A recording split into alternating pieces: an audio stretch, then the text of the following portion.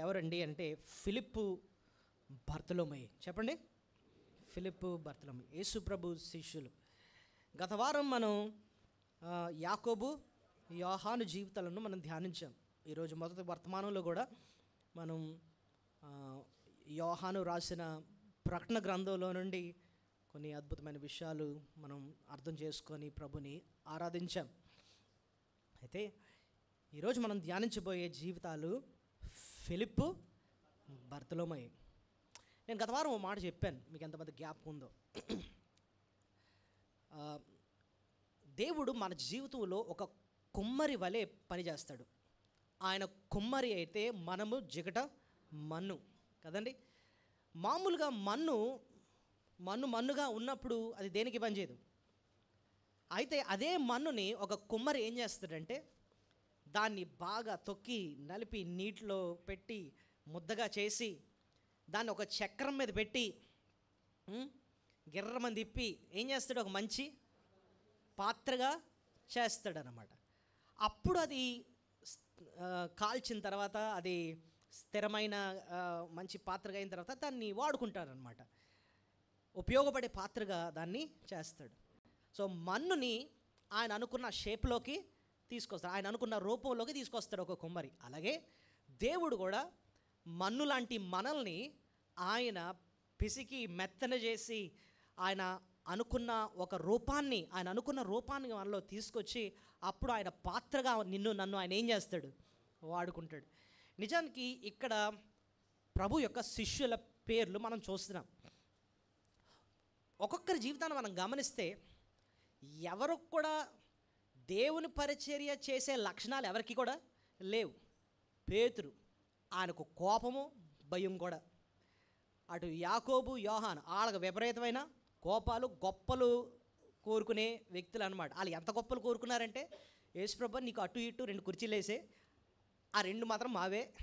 ఎక్కడట, పరలోకంలోనే డైరెక్ట్గా. సో ఇలాంటి ఆశలు వాళ్ళకి, గొప్పలు కోరుకునే ఆశలు. నువ్వు ఉన్నది ఏంటంటే మా కోరికలన్నీ తీర్చాలి, మేము అనుకుందా నువ్వు మాకు ఇవ్వాలి, అంతే చాలు, అలా అడిగేవాళ్ళు అన్నమాట. వీళ్ళెవ్వరు కూడా నిజానికి చెప్పాలి అంటే దేవుని పరిచర్యకి పనిచేయరు. కానీ అలాంటి మన్ను లాంటి మనుషుల్నే దేవుడు ఉపయోగపడే పాత్రగా చేసి అప్పుడు ఆయన పరిచర్యకు వాడుకున్నాడు. అలాగే మన జీవితంలో అదే పని దేవుడు చేస్తాడు. మనం కూడా మన్నులే, కానీ దేవుడు మనల్ని ఆయనకు ఉపయోగపడే పాత్రగా ఆయన ఏం చేస్తాడు, మనల్ని మలుచుకుంటాడు కదండి. ఇంగ్లీష్లో అంటారు he is the potter and I'm the clay. ఆయన ఒక పాట కూడా ఉంది తెలుగులో, జిగట మన్నైనా నా వంక చల్ల చూడు. ఆ పాట స్టార్టింగ్ ఏంటది, కుమ్మరి ఓ కుమ్మరి. సో ఆ సాంగ్ నిజంగా గమనిస్తే అదే అర్థం అనమాట. ఆయన కుమ్మరి, మనము జిగట మన్ను.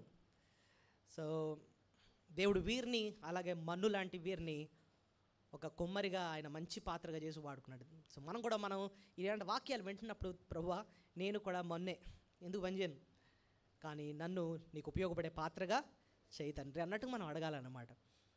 ఆయన చేస్తున్నాడు, ఆల్రెడీ మన జీవితంలో వర్క్ చేస్తున్నాడు ఆయన. అందుకోసం ఆయన వాక్యాన్ని మనకి వినిపింపజేస్తున్నాడు అన్నమాట. వాక్యం అనే ఉదక స్నానం చేయిస్తున్నాడు మనల్ని. మరి ఈరోజు మనం చూడబోయే జీవితాలు ఫిలిప్పు బర్తలోమయి.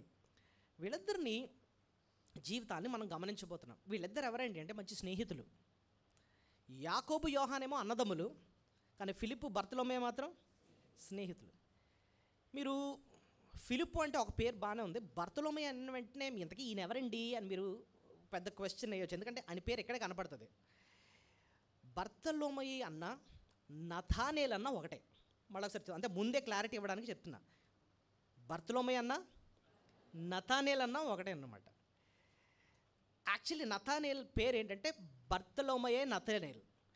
బర్తలోమయి అన్నది ఇంటి పేరు, నథానేల్ అన్నది ఆయన అసలు పేరు అనమాట. చూడండి, గండి జాన్ సుందర్ అన్నది అనుకో నా పేరు. గండి అన్నది ఏంటి, మా ఇంటి పేరు. జాన్ సుందర్ నా పేరు. అలాగే బర్తలోమయి అన్నది ఆయన యొక్క ఇంటి పేరు, నథానేల్ అన్నది ఆయన అసలు పేరు అన్నమాట. సో ఎక్కడన్నా మీరు నథానేల్ అని చదివారు అనుకోండి, వెంటనే మీకు అర్థమైపోలేదు ఎవరి గురించి ఉంది, బర్తలోమే కోసం ఉంది. బర్తలోమే అంటే ఓహో నతానేలు కోసం మాట్లాడుతున్నారన్నమాట అని అర్థమైపోవాలన్నమాట. అది ఇద్దరు వ్యక్తులు కాదు, ఒకే వ్యక్తి. సో ఒక మాటలో చెప్పాలంటే ఫిలిప్పు నతానేలు గురించి ఇదైనా మనము ధ్యానించుకుంటున్నాం. ఓకే, సో ప్రభు వీళ్ళు చాలా వర్క్ చేశాడు. ఆయన 3 సంవత్సరాలు ఆయనతో వాళ్ళ జీవితాన్ని మలిచాడు అన్నమాట. ప్రభు ఎటువంటి కార్యం వీళ్ళు చేశాడండి అనడానికి 6 విషయాలు ఇదను నేర్చుకోబోతున్నాం. క్లుప్తంగా చెప్తాను, జాగ్రత్త మనసు పెట్టి వినండి.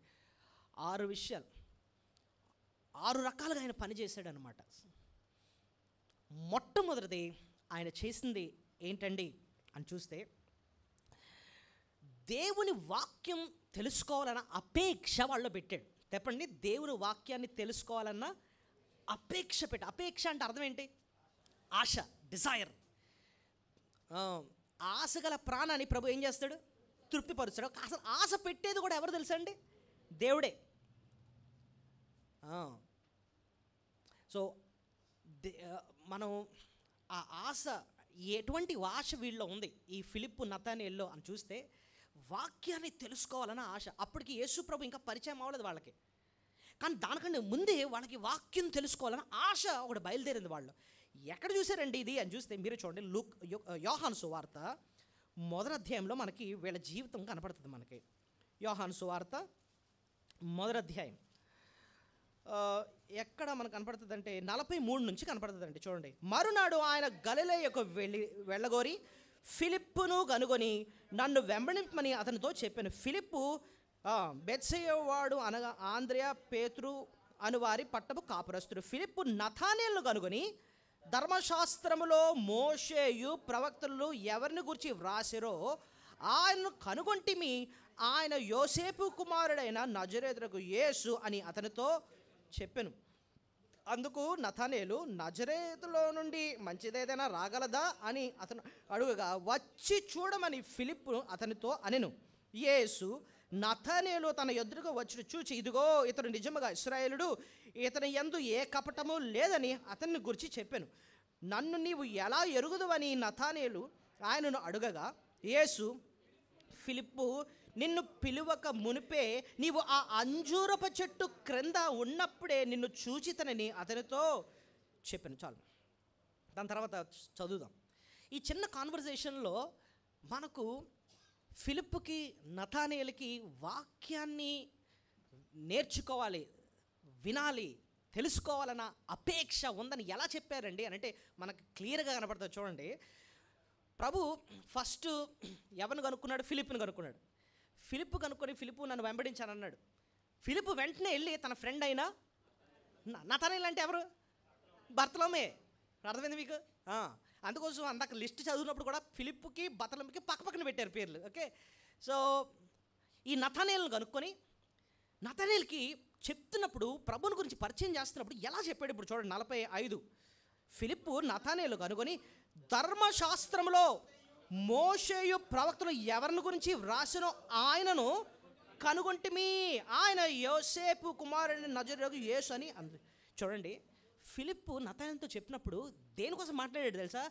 ధర్మశాస్త్రములో మోషేయు ప్రవక్తలు ఎవరిని గురించి వ్రాసిరో అంటే అర్థం ఏంటి? వీరు ముందే మోషే ప్రవక్తలు ఎటువంటి పత్రికలు రాశారో, ఎలాంటి గ్రంథాలు రాశారో అవన్నీ వీళ్ళు ముందే ఏం చేశారు? చదివారు. కాబట్టి అన్నాడు, మనం ఎవరిని గురించి అయితే చదివామో ఆయన్ని మనం ఇప్పుడు చూసాం, కనుగొన్నాం. నేను కనుగొన్నాను, నువ్వు. సో బట్టి అర్థమైంది ఏంటంటే వీళ్ళిద్దరూ కూడా వెరీ గుడ్ బైబిల్ స్టూడెంట్స్ అనమాట.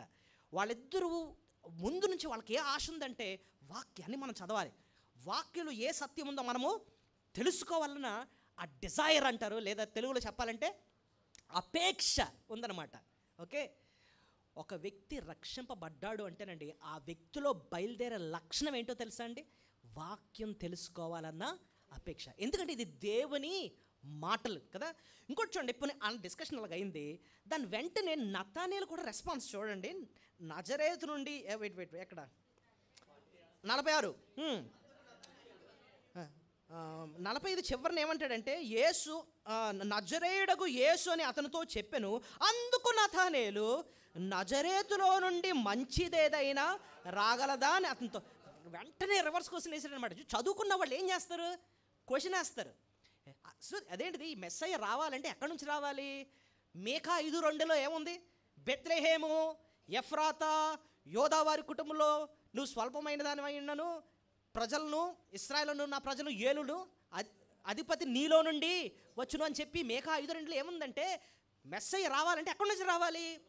బెత్లెహేము అన్న దాని నుంచి రావాలి కదా. మరి నువ్వేంటి నజరేయుడి నుంచి వచ్చాడు అని చెప్పి అంటున్నావు అని చెప్పి భలే క్వశ్చన్ వేసాడు అనమాట. అంటే దీన్ని బట్టి మనకు అర్థమవుతుంది ఏంటంటే వాళ్ళిద్దరూ కూడా దేవుని వాక్యాన్ని ఏం చేస్తున్నారు? బాగా చదువుతున్నారన్నమాట. వాళ్ళకి ఆశ ఉందన్నమాట, తెలుసుకోవాలి. సో నిజానికి మనకు తెలుసు యేసుప్రభు జన్మించింది ఎక్కడ జన్మించాడు? బెత్లెహేంలోనే జన్మించాడు. బెత్లెహేంలో దావీదు పట్టణంలో జన్మించాడు. కానీ ఆయన ఎదిగింది ఎక్కడ?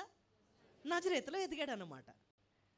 సో ఈ ఫిలిప్పీని చూస్తున్నప్పుడు మాత్రం ఆయన నజరేతులో ఆయన కలుసుకున్నాడు కాబట్టి నజరేయుడైన యేసు అంటున్నాడు అన్నమాట. నజరేతు నుంచి వచ్చాడు. వెంటనే నాకు క్వశ్చన్ వేశాడు. అప్పుడు రివర్స్ ఫిలిప్ ఒకే అంటున్నాడు, ఇంకేం లేదు, వచ్చి చూడంతే అని అన్నాడు. ఏమన్నాడు? వచ్చి చూడు, నీకు అర్థమైపోద్ది అంటున్నాడు అన్నమాట.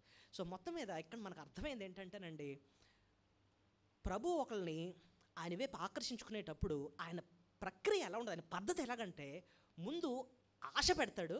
ఆ ఆశ వల్ల వాళ్ళు తెలుసుకోవడానికి ఏం చేస్తారు? ప్రయత్నిస్తారు. ఆ ప్రయత్నంలో ప్రభు తను తాను వారికి ఏం చేస్తాడు? కనపరచుకుంటాడు. ఇప్పుడు జక్కయ్య జీవితం కూడా ఒకసారి ఆలోచించండి. జక్కయ్య మామూలుగా అతని జీవితం ఎలాంటిది? జక్కయ్య ట్యాక్స్గా పన్ను వసూలు చేసేవాడు, అది కూడా అన్యాయంగా సంపాదించేవాడు బోర్డు అంతా. అతనికి ఒక పేరు కూడా పెట్టేశారు, ఏంటంటే ఇతను భయంకరమైన పాపాత్ముడు. సో అతని ధ్యాస అంతా ఏంటంటే అన్యాయంగా డబ్బుని అదే ఆయన ధ్యాస. మరి అలాంటి వాడికి ఎందుకు పుట్టిందో మనసులో ఒక ఆశ పుట్టింది. ఏంటి? యేసు ప్రభుని చూడాలని ఆశ వచ్చింది ఆయనకి. ఆ ఆశ ఎవరు పెట్టారు చెప్పండి? దేవుడే పెట్టాడు. ఆయనకి ఏమీ తెలీదు, ఆయన నుంచి ఎవరు చెప్పలేదు, ఏమి లేదు, ఒక ఆశ కలిగింది అంతే. చెట్టు ఎక్కాడు. అంటే ముందు వెళ్ళి చూసాడు, ఈయన గారేమో కొంచెం హైట్ తక్కువ, ఎవరు కనిపించట్లేదు, యేసయ్య వస్తున్నాడు, చెట్టు ఎక్కాడు, అట్లీస్ట్ ఎలాగన్నా చూద్దామని చెప్పి ఆశ అయితే వచ్చింది, ఎదుగుతున్నాడు. ఈ లోపల ప్రభు రావడం వచ్చి ఆయన దగ్గరికి వచ్చి చెట్టు దగ్గరికి వచ్చి నిలిచిపోయి, జక్కయ్య కిందకి దిగు అంటున్నాడు అనమాట. సో ఆశ ఇచ్చాడు, ఆశతో ఆయన ఎదుగుతున్నాడు. ఆ వెతుకుట్లో ప్రభు ఆయన్ని కలుసుకున్నాడు అనమాట. సో ఇదండి దేవుడు ఒక వ్యక్తి జీవితంలో ఆయన చేసే పని అలా ఉంటుంది అనమాట. ఎప్పుడు లేని కొత్త ఆశ బయలుదేరుతుంటుంది ప్రభు కోసం. తెలుసుకోవాలి ఏంటి బైబిల్లో ఏముందో ఒకసారి తెలుసుకోవాలి, చర్చికి వెళ్తే ఏముంటుందో ఒకసారి తెలుసుకోవాలని. ఎక్కడ లేనోడికి ఏదో చిన్న ఏం కలుగుతుంది? ఆ చిన్న ఆశ కలుగుతుంది. ఆ ఆశ బేజంగా వేసేది ఎవరంటే దేవుడు అనమాట. వీళ్ళకి ఆ ఆశ పుట్టింది. మామూలుగా నేను ఒక విషయం చెప్తానండి, ఒక రక్షింపబడనోడికి అసలు ఇలాంటి ఆశలు అన్నవి జీరో ఉండవు. ఎలా చెప్పారండి అంటే, నేను మీకే వచనాలు చూపిస్తాను, నాతో కలిసి ఒకసారి చూడండి. బైబిల్లో రోమా 3:11 రోమా 3:11 నీతిమంతుడు లేడు, ఒక్కడునూ లేడు, గ్రహించువాడు ఒక్కడునూ లేడు. చూడండి, దేవుణ్ణి వెతుకువాడెవ్వడునూ లేడు. ఆ లైన్ చూడండి, దేవుణ్ణి వెతికేవాడు ఎవ్వడు లేడు. సో న్యాచురల్గా ఒక మనిషికి దేవుని గురించిన ఆశ అన్నది ఉండదు. ఇంకో వచనం కూడా చూపిస్తాను. 1 కొరింథీ 2:14, 1 కొరింథియన్స్ 2:14, 1 కొరింథీ 2:14. ప్రకృతి సంబంధి అయిన మనుష్యుడు దేవుని ఆత్మ విషయంలో అంగీకరించడు, అవి అతనికి వెర్రితనముగా ఉన్నవి, అవి ఆత్మానుభవం చేతనే వివేచించడు గనుక అతడు వాటిని గ్రహింపజాలడు. ప్రకృతి సంబంధమైన మనుషులు అంటే అర్థం ఏంటంటే రక్షింపబడని నార్మల్ ఒక వ్యక్తి అనమాట, జన్మించిన వ్యక్తికి. అతనికంట ఒక న్యాచురల్ మ్యాన్కి దేవుని ఆత్మ విషయములను అంగీకరింపడు, అవి అతనికి ఎలా ఉంటాయట? వెర్రితనం. అంటే అర్థం ఏంటి? పిచ్చివి మనకేటే అని అసహించుకుంటాడంటండి, అసలు నచ్చమంటండి భక్తి విషయాలను. అలాంటివి అయితే తీసుకొచ్చి ఇక్కడ కూర్చోబెట్టినా కూడా మనకు సంబంధించింది కాదు, వెళ్ళిపోతారు ఇక్కడ నుంచి, నచ్చదు, వెర్రితనంగా ఉంటాయి. 1 కొరింథీ 1:18 కూడా ఆ మాట ఉంటుంది. 1 కొరింథీ 1:18, సిలువను గురించిన వార్త నశించుచున్న వారికి వెర్రితనము. నశించుచున్న వారికి ఎలా ఉంటుంది? ఇది వెర్రితనంగా ఉంటుందట, వెర్రితనంగా ఉంటుంది. అయితే రక్షింపబడుచున్న మనకు అది దేవుని శక్తి. సో ఇప్పుడు మనం అనుకోవడం అర్థం ఏంటంటే న్యాచురల్గా మనుషులకి దేవుని గురించి తెలుసుకోవాలన్న ఆశ అపేక్ష అన్నది ఉండదు. ఆశ పుట్టాలంటే ఆ ఆశ పుట్టించేది దేవుడే. దేవుడు ఆశను పుట్టించినప్పుడు మనిషి ఎలా మారుతాడో అవో 2 వచనాలు చూపిస్తాను చూడండి. కీర్తన 42 మనందరికి తెలిసిన వచనమే. కీర్తన 42 మొదటి 2 వచనాలు. దుప్పి నీటి వాగుల కొరకు ఆశపడినట్లు దేవా నీ కొరకు నా ప్రాణము ఆశపడుచున్నది. నా ప్రాణము దేవుని కొరకు తృష్ణగొనుచున్నది. జీవము గల దేవుని కొరకు తృష్ణగొనుచున్నది. దేవుని సన్నిధికి నేను ఎప్పుడు వచ్చేదను, ఆయన సన్నిధికి నేను ఎప్పుడు కనబడదను. చాలు చాలు చాలు. సో దుప్పి అట నీటి వాగుల కొరకు ఏం చేస్తుందట? ఆశపడుతుందట. దుప్పి అంటే మనందరికీ తెలుసు డియర్. దానికి మురికి నీళ్ళు, ఏదో ఒక రోడ్డు మీద కనిపించే నీళ్ళు అలాంటివన్నీ తాగదట. దానికి ఎలా ఉండాలంట? నీటి ప్రవాహం, వాగులు ప్రవాహం. అది ఎంత దూరం ఉన్నా వాటి కోసం అపేక్షిస్తూ వెళ్తూ ఉంటుందంటండి. దేవుడు ఒక వ్యక్తికి అలాంటి ఆశ పెట్టినప్పుడట దుప్పి నీటి వాగుల కొరకు ఆశపడినట్టు, ఒక తేనెటీగ తేనె కొరకు ఆశపడినట్లుగా దేవుని వాక్యం కొరకు నీకేం కలుగుతుందట? ఆశ కలుగుతుంది, డిజైర్ కలుగుతుందండి. వినాలి వినాలి వినాలి ఆశ వస్తుందంటండి. ఆ ఆశతో ఏం చేస్తామంటే వెండిని వెతికినట్టుగా నువ్వేం చేస్తూ ఉంటావు? వెతుకుతావు. వెతకడం గురించి కూడా మంచి వచనాలు ఉన్నాయండి, చూపిస్తాను చూడండి. ఇర్మియా 29:13 ఎలా వెతకాలో.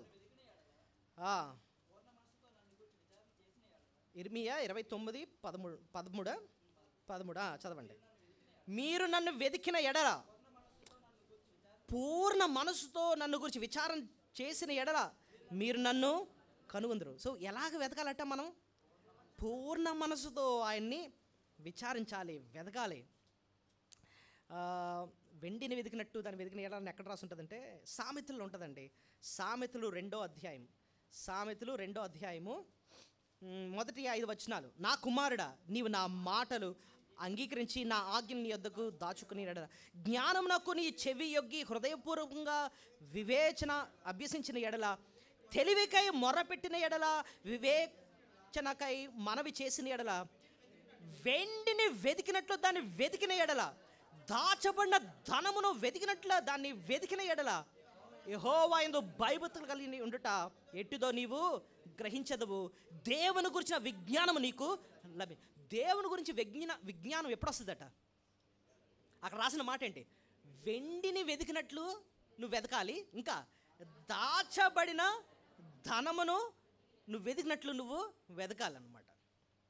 ఇప్పుడు సపోజ్ అన్నాను, ఏమండి ఈ బిల్డింగ్లో ఒక దగ్గర తులం బంగారం పెట్టాను, వెతకండి, ఎవరికి దొరికితే వాళ్ళదే అని అన్నాం అనుకోండి, ఎలా ఎదుగుతారు? మొత్తం తెవేస్తాం అనుకుంటా, ఎదిగేస్తాం. ఎక్కడ ఒక్క తులం ఎక్కడ ఉందని చెప్పి ఎదుగుతాం. వెండిని వెతికినట్లు, దాచబడిన ధననిధి వెతికినట్టుగా ఏం చేయాలట? వెతకాలి. వీళ్ళు అలాగే వెతికారు. ఫిలిప్పు బర్తలోమయ్య ఏం చేశారట? అడుగుతూ ఉంటే అక్కడక్కడ డిస్కస్ చేసేసుకుంటారు. అదేంటి నజరేతులో మంచిది రాదు కదా, బెత్లెహేము నుంచి కదా రావాలి. ఆ పాయింట్ వాళ్ళకి అర్థమైందంటే ఎంత స్టడీ చేశారో. మోషే ప్రవక్తలు ఆయన గురించి చెప్పారు కదా, ఎంత చదివేశారో వాళ్ళు. ఆశ దేవుడిచ్చాడు, ఆశతో వాళ్ళు చదువుతున్నారు, అర్థం చేసుకుంటున్నారు. అంతే దేవుడు వాళ్ళకి ప్రత్యక్షమయ్యాడు అన్నమాట. తాను వారికి కనుపరుచుకున్నాడు. ఇదంతట్లో అండి దేవుని కృప అండి. ఒక దగ్గర రాసి ఉంటుంది, ఆయన కృపలోనే ఆయన మనల్ని కలుసుకుంటాడట. ఆయన కృపలోనే ఆయన ఏం చేస్తాడు? ఎక్కడ రాసిందన్నమాట? కీర్తన 59:10 ఉంటుంది చూడండి. ఇదంతా ఈజ్ గ్రేస్. దేవుడి కృప మనపై ఉన్నప్పుడు ఇదంతా జరుగుతుంది మన జీవితంలో. కీర్తన 59:10 అదే కావాలి మనకి. నా దేవుడు తన కృపలో నన్ను కలుసు. దేవుడు కృప చూపించినప్పుడు మనలో ఆశ పెడతాడు. ఆశతో మనం స్టడీ చేస్తూ ఉంటాం, తెలుసుకోవాలని ప్రయత్నిస్తూ ఉంటాం. నిజదేవుడు ఎవరు, ఆయన లక్షణాలు అర్థం చేసుకోవడానికి ప్రయత్నిస్తూ ఉంటాం. ఒకనొక టైం వస్తుంది, ప్రభు తాను మనకేం చేస్తాడు? కనపరుచుకుంటాడు. కృపలో మనల్ని కలుసుకుంటాడు. అప్పుడు జక్కైను కలుసుకున్నట్టు, ఫిలిప్ను కలుసుకున్నట్టు, బర్తలోమను కలుసుకున్నట్టు, శిష్యులు కలుసుకున్నట్టు నన్ను కూడా ఆయన కలుసుకుంటాడు. సో మొట్టమొదటిది మనం వీళ్ళ జీవితంలో మనం నేర్చింది ఏంటంటేనండి, ప్రభు ఏం చేశాడంటే వాళ్ళలో ఏం పెట్టాడు? అపేక్ష. ఆయన గురించి ఆయన వాక్యాన్ని తెలుసుకోవాలన్న అపేక్ష పెట్టాడు. మీలో ఆ అపేక్ష ఉంది, ఆ డిజైర్ ఉంది, ఆ ఆకలి ఉంది అంటే ఒక మంచి సైన్ అండి అది. దేవుని ప్రణాళిక మీ మీద ఉంది, దేవుని గొప్ప ఉద్దేశం మీలో ఉంది.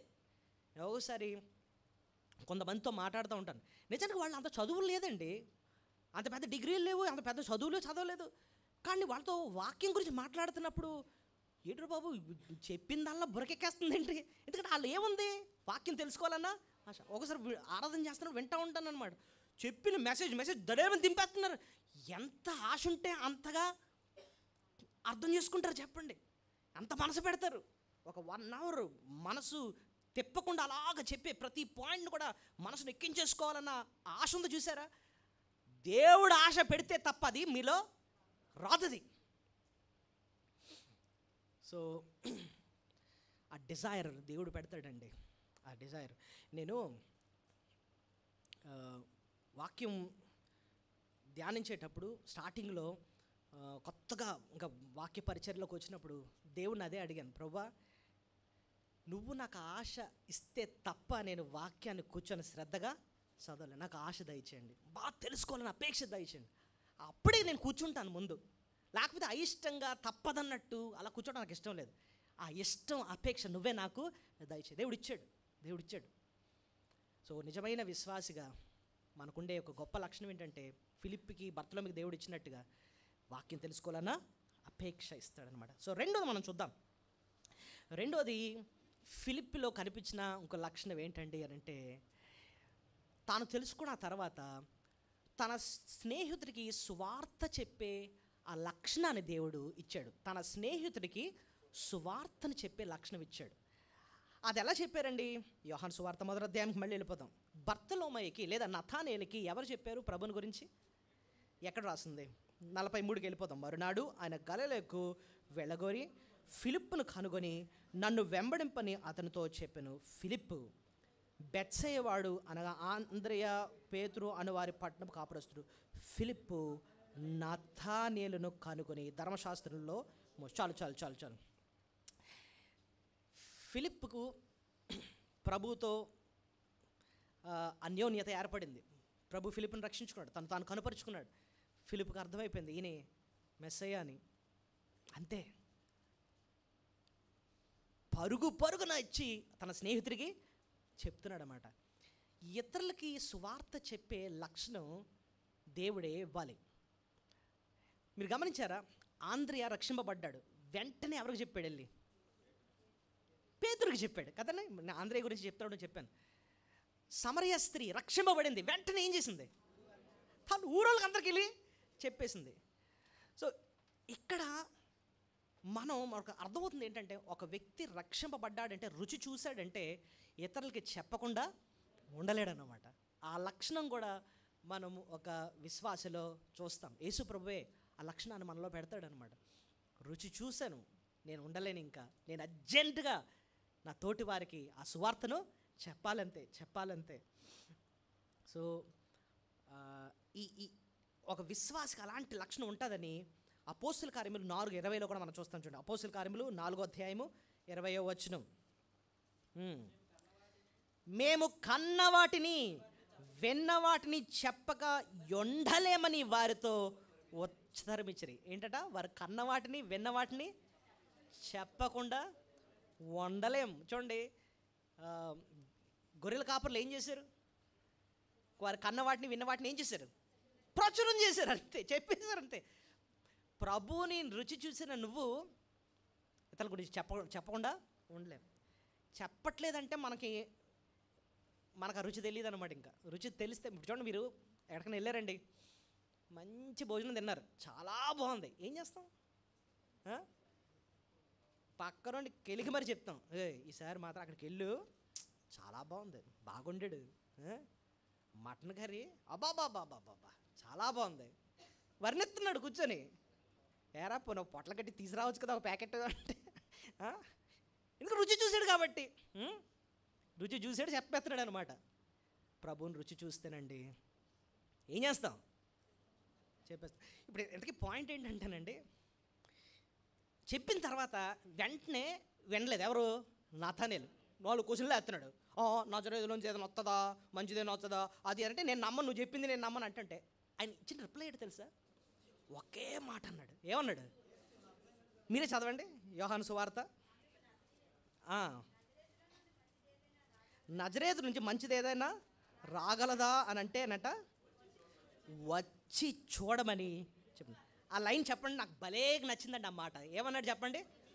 వచ్చి చూడు అంటే అర్థం ఏంటంటే, ఒక్కసారి వచ్చి ఆయన రుచి ఏంటో నువ్వు చూడు, నువ్వు వదలవు. ఇప్పుడు చూడండి, నేను పిల్లలు అన్నం తినట్లేదు అనుకోండి, నేను తిన్నా కూర బాగాలేదు అది అంటే తల్లిదండ్రులు ఏమంటారు చెప్పండి? ఒక్కసారి రుచి చూడు, నువ్వు వదలవు, మొత్తం తినేస్తావు అంటారు. చూసారా? అలాగా ఫిలిప్పు అక్కడ మనకి ఎలా సువార్త చెప్పాలో మంచి టెక్నిక్ నేర్పిస్తున్నాడండి. ఏంటో తెలుసా? ఎవరన్నా యేసుప్రభు అంటే ఇష్టం లేదు, ఆయన దేవుడు కదా, అలాగే ఇష్టానుసారంగా మాట్లాడుతున్నారు అనుకోండి, ఒకటే చెప్పాలి. ఏంటో తెలుసా? నేను రుచి చూశాను, నువ్వు ఒక్కసారి మందిరంకి రా, కూర్చొని వాక్యం విను. నువ్వు రుచి చూస్తే మళ్ళీ ఆయన్ని వదలవు. నువ్వు ఆయన వాక్యం, ఆయన నేను ఉదయం అని చెప్పాను, ఆయన మనతో వ్యక్తిగతంగా ఏం చేస్తాడు? ఆయన మాట్లాడతాడు. నువ్వు వచ్చి నువ్వు రుచి చూస్తే నువ్వు ఆయన్ని వదలవు, నువ్వు అంతే. రుచి చూడు. సువార్త చెప్పడం అంత మంచిగా చెప్పాలండి. కూర్చొని వాదించేసి వాళ్ళని తిట్టి వీళ్ళని తిట్టి ఇదంతా చేసేట ఎవరు? ఫిలిప్పు ఒకే మాట అన్నాడు. ఏమన్నాడు? నువ్వు వచ్చి ఒక్కసారి రుచి చూడు, ఒకసారి నాతో పాటు మందిరంకి రా, నీకు నచ్చకపోతే మాని, వచ్చి కూర్చొని వాక్యం విను, ఆయనకు ప్రార్థన చేసుకో, ఆయన రుచి ఏంటో నాకు చూపించాడు, నీకు కూడా చూపిస్తాడు. వచ్చి రుచి చూడంతే, కమ్ అండ్ సీ. ఇదండి సువార్త చెప్పే పద్ధతి. నువ్వు వచ్చి రుచి చూడు ఆయనది, ఇంకొదలవు నువ్వు ఆయన్ని. ఆయన సమరయ స్త్రీ అంతే, ఒకేసారి రుచి చూసింది అంతే. తన కొండను ఏం చేసింది? విడిచిపెట్టేసింది. పాత జీవితాన్ని విడిచిపెట్టేసింది. ఇష్టానుసారంగా తిరిగేదన్నమాట. కుటుంబాన్ని పాడు చేసుకుంటూ తిరిగేదన్నమాట.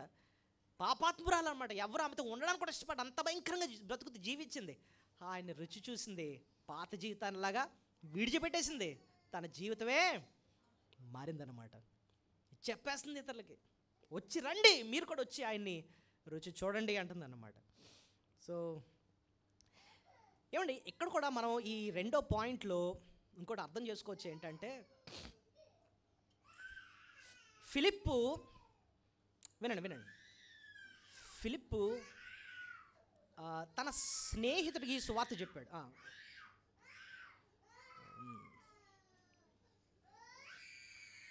ఓకే, వినండి పర్లేదు, వినండి. ఫిలిప్పు బర్తలోమ ఏమవుతాడని చెప్పాను? స్నేహితుడు.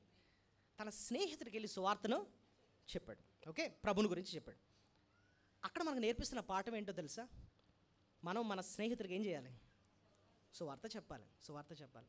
మంచి స్నేహితులే, కలిసి భోజనం చేసాం, కలిసి షాపింగ్కి వెళ్ళాం, కలిసి ఆటలు ఆడుకున్నాం, కలిసి జోకులు వేసుకున్నాం. కానీ ఒక గుర్తుపెట్టుకోండి, వాళ్ళకి నువ్వు చేసే అతి శ్రేష్టమైన మేలు ఏంటంటే ఆ ప్రభువుని గురించి వారికి సువార్తను చెప్పాలి. అంతకన్నా మేలు ఇంకోటి ఏమీ లేదు. వాళ్ళు ప్రశ్నిస్తారు, భర్తలోపే ప్రశ్నించినట్టే వాళ్ళు కూడా ఏం చేస్తూ ఉంటారు? ప్రశ్నిస్తూ ఉంటారు, వ్యతిరేకిస్తూ ఉంటారు. కానీ మాత్రం నువ్వు వారికి సువార్తను చెప్పాలి. స్నేహం అన్నది ఎంత జాగ్రత్తగా వాడుకోవాలి ఏంటంటే, ఈ స్నేహం అయితే నిన్ను వాళ్ళ వైపు వెళ్ళిపోయేటట్టు చేస్తుంది, లేదా వాళ్ళని నీ వైపు వచ్చేటట్టు చేస్తుంది. మధ్యలో ఉండవు నువ్వు ఎప్పుడు. ఆ స్నేహం అయితే నువ్వు వాళ్ళ దగ్గరికి వెళ్ళిపోతావు, లేకపోతే వాళ్ళని నీ దగ్గరికి తెచ్చుకుంటావు అనమాట. మధ్యలో ఉండదు అది ఎప్పుడు. ఇప్పుడు ఆహాబు యెహోషాపాతు ఆలోచించండి, వాళ్ళిద్దరికి మధ్యన స్నేహం వచ్చింది. ఆ స్నేహం ఎంత క్లోజ్ అయిపోయారంటే బావ బామర్దులు అయిపోయారు. అంతేనా? అంతే కదా, అవునా కదా చెప్పండి. అదే అంటే వాళ్ళు పిల్లని ఇచ్చాడంటే దాని అర్థం ఏంటి? బావ అవుతాడు అనమాట. అంతేనా? ఇప్పుడు ఇక్కడ మ్యాటర్ ఏమైందంటే, ఆహాబు దుర్మార్గుడు, యెహోషాపాతు ఏం చేయాలి? ఆహాబుని తన వైపు లాక్కోవాలి అసలు. కానీ అక్కడ ఈయన వెళ్ళిపోయాడటు, నేను నీ వాడిని అని చెప్పి. ఎంత దౌర్భాగ్యం అంటే, బయలు ప్రవక్తలు చెప్పిన మాటకు లోబడిపోయాడు. ఈ పక్కనేమో మిఖాయా ఏమో, బాబు వెళ్ళొద్దురా బాబు, అక్కడ యుద్ధానికి వెళ్తే చచ్చిపోతారని చెప్తే, మిఖాయా మాట పక్కన పెట్టేసి ఆహాబు యొక్క బయలు ప్రవక్తల యొక్క మాట విని అటువే వెళ్ళిపోయాడు. అది ఎంత బాధాకరం చూడండి. కానీ ఇక్కడ చూడండి, ఫిలిప్పు బర్తలోమయ్య, ఫిలిప్పు నువ్వు వచ్చి చూడు, నువ్వు నా దగ్గరికి రా, నువ్వు నా వైపురా. సో అని చెప్పి తన వైపు తెచ్చుకుంటున్నాడు. సో నీ స్నేహం నువ్వు అటు వెళ్ళిపోయేటట్టు చేస్తుందా, ఇదే స్నేహం ఆ వ్యక్తిని నీ వైపు తెచ్చుకునేటట్టు చేస్తుంది. అయితే ఒకటి గుర్తుపెట్టుకో, ఈ స్నేహం శాశ్వతం కాదు. ఈ స్నేహం నువ్వు ఈ లోకాన్ని విడిచినప్పుడు పోయినట్టే. ఇద్దరు మంచి ఫ్రెండ్స్ అండి, ఒకళ్ళు చచ్చిపోయాడు అనుకుందాం, అక్కడితో ఆ ఫ్రెండ్షిప్ ఏమైపోయింది, అంతమైపోయింది, అంతే. ఆ వ్యక్తి రక్షింపబడ్డా పరలోకంలో ఇద్దరు కలిసి ఉంటారు. రక్షింపబడలేదా ఆ స్నేహంతో అంతమే. ఇంకా వాడు నరకం వెళ్ళిపోతాడు, నువ్వు రక్షింపడితే నువ్వు పరలోకంలో శాశ్వతం వెళ్ళిపోతావు అనమాట. So if you really respect your friend, నీ స్నేహితుడు నువ్వు నిజంగా గౌరవిస్తే, నువ్వు నమ్మిన సత్యం నిజంగా నువ్వు నమ్మితే, నీ స్నేహితుడికి సువార్తను చెప్పు, ప్రభువుని గురించి చెప్పు. ఒకటే అను, ప్రభువు ఇచ్చే పాప క్షమాపణ ఏంటో నేను అనుభవించాను, ప్రభు ఇచ్చే శాంతి ఏంటో నేను అనుభవించాను. నేను ఈ ఫ్రెండ్గా చెప్తున్నాను, నువ్వు వచ్చి ఒకసారి రుచి చూడు. ఇంకా అన్ని వాదనలు వద్దు, నేను ఇంకేం వాదించలేను. కానీ ఒకటి చెప్తాను, కమ్ అండ్ సీ, వచ్చి చూడు అంతే, వచ్చి చూడు అంతే. మిగిలిన కార్యం అంతా ఎవరు చూసుకుంటారు? ఇంకా దేవుడు చూసుకుంటాడు. ఆయన కార్యం చేస్తాడు అనమాట. మన బాధ్యత మాత్రం మనము నెరవేర్చాలి. ఒకటి గుర్తుపెట్టుకోండి, హృదయాలు మార్చే ఆ శక్తి మనలో లేదు. సువార్తే చెప్పమన్నాడు ప్రభు. హృదయాన్ని మార్చే శక్తి ఎవరిది? పరిశుద్ధాత్మ దేవుడు. ఆయన మనసుని ఏం చేస్తాడు? ఏమంటే ఒకసారి జాగ్రత్తగా ఆలోచించండి. ఇక్కడ వచ్చిన ప్రతి ఒక్కరు కూడా ఎవరో మీ జీవితంలో ప్రభుని పరిచయం చేశారు కాబట్టే మనం ఇక్కడికి వచ్చాం, అంతేనా కదండి? మిమ్మల్ని అడిగి చెప్తా, పలానా వ్యక్తి నాకు ప్రభుని గురించి చెప్పారండి, పలానా టైంలో ఎలా జరిగిందండి, లేకపోతే ఇప్పుడు నీ బాధ్యత ఏంటి? నీ బాధ్యత ఏంటి? నువ్వు ఇతరికి చెప్పాలి ప్రభుని గురించి. నువ్వు రక్షింపబడ్డావంటే ఆ లక్షణం నీలో వస్తుందన్నమాట. సో ఇతరులకు సువార్త చెప్పే లక్షణం. ఇంకోటి 2 కొరింథీలో నువ్వు చూస్తేనండి, మీరు చెప్తే నమ్మరు, ఒక మంచి మాట ఉంటుందండి. అదేంటంటే బ్రతిమాలుతున్నాడట. చూడండి 2 కొరింథీ 5 ఒకసారి చూడండి. 2 కొరింథీ 5 మంచి మాట, నాకు 5:19.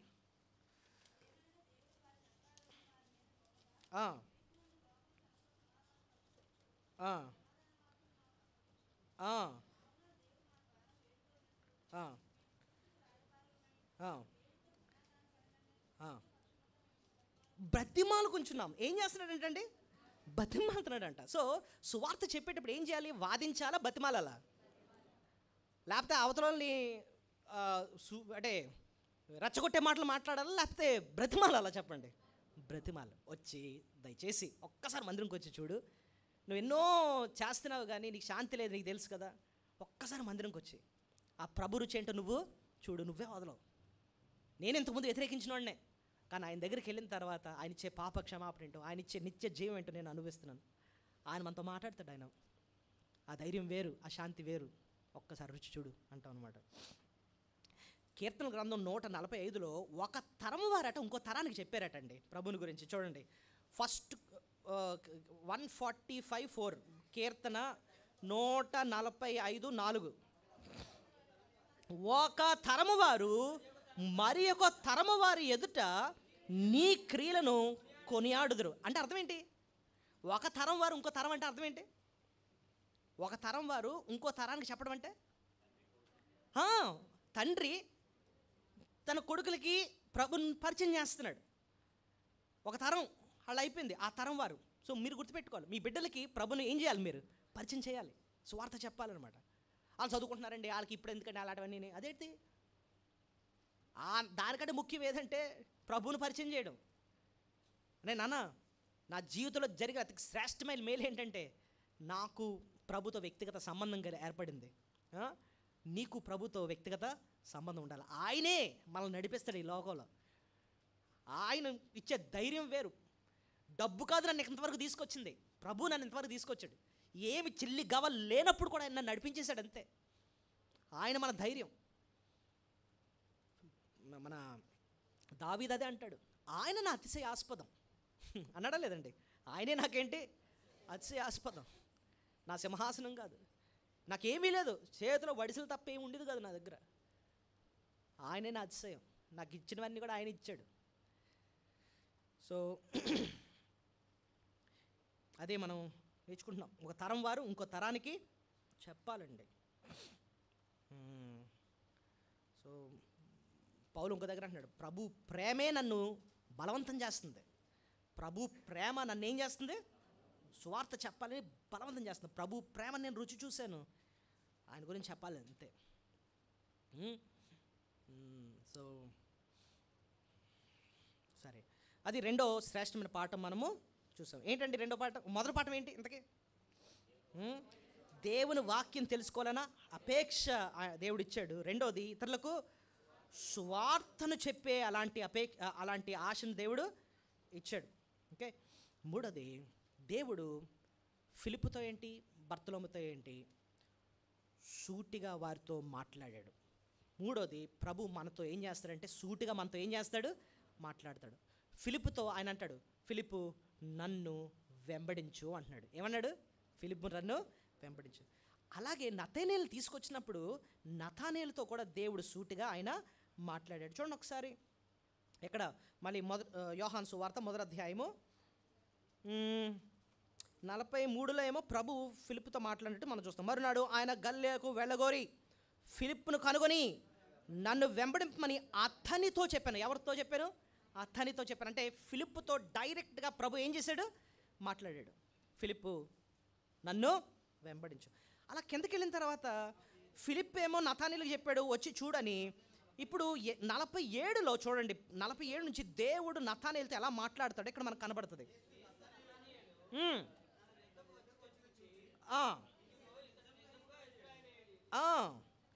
ఇతని యందు ఏ కపటము లేదని అతనితో చెప్పినాను. నన్ను నువ్వు ఎలా ఎరుగుదువని నతానేలు ఆయనను అడుగగా యేసు, ఫిలిప్పు నిన్ను పిలువక మునిపే నీవు ఆ అంజూరపు చెట్టు క్రింద ఉన్నప్పుడే నిన్ను చూచితనని అతనితో చెప్పాను. చూడండి, ఈ ఒక్క మాటలో చూడండి, నన్ను నువ్వు ఎలా ఎరుగుదువని నతానేలు ఆయనను అడుగగా. అంటే అర్థం ఏంటో తెలుసా? నతానేలుతో ప్రభు ఎలాగంటే ముందు పరిచయం ఉన్నట్టు మాట్లాడేశాడట. ఆయన రావడం ఏం పేరు పెట్టి పిలిచాడు? నతానేలు అని పిలిచాడు అనమాట. ఈ నతానేలుకి ఏడు బాబు, ఈయనకి నా పేరు ఎలాగా తెలిసింది, నేను ముందే తెలుసా అని అంటే ఆయన ఏమన్నాడు తెలుసా? నువ్వు అంజూరపు చెట్టు కింద కూర్చున్నప్పుడే నేను నిన్ను చూశాను అంటున్నాడు. అంజూరపు చెట్టు కింద కూర్చోవడం అంటే అది ఏంటో నేను మీకు చెప్తాను. ఆ కాలంలోనండి ఇల్లులు చిన్న ఉండేవి, చిన్న ఇల్లులే. అయితే ఇంట్లో ఎక్కువ మంది కుటుంబం ఉన్నప్పుడు బయటకు వచ్చి కొంచెం రెస్ట్ తీసుకోవడానికి వాళ్ళు ఏ చెట్టు వేసుకునేవారంటే, ఏ చెట్టు? అంజూరు. దాన్ని ఇంగ్లీష్లో ఫిగ్ ట్రీ అను.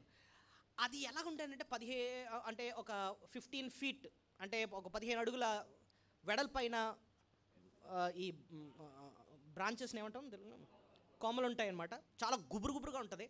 దాని కింద కూర్చున్నప్పుడు చాలా చల్లగా ఉంటుంది అన్నమాట. సో రెస్ట్ తీసుకోవడానికి లేదా ప్రార్థన చేసుకోవడానికి, వాక్యాన్ని ధ్యానించుకోవడానికి వాళ్ళ ఇంట్లో గోలగోల ఉందని చెప్పి ఎక్కడ కూర్చుంటారు సాధారణంగా?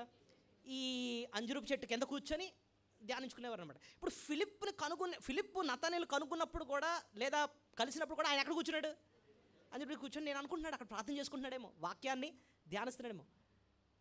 ప్రభు అదే అంటున్నాడు, నువ్వు అంజూరపు చెట్టు కింద కూర్చొని ఆ వాక్యాన్ని ధ్యానిస్తున్నావే, వెతుకుతున్నావే, నా ప్రార్థన చేసుకుంటున్నావే, అప్పుడే నేను నిన్ను చూసానయ్యా అంటున్నాడు అనమాట.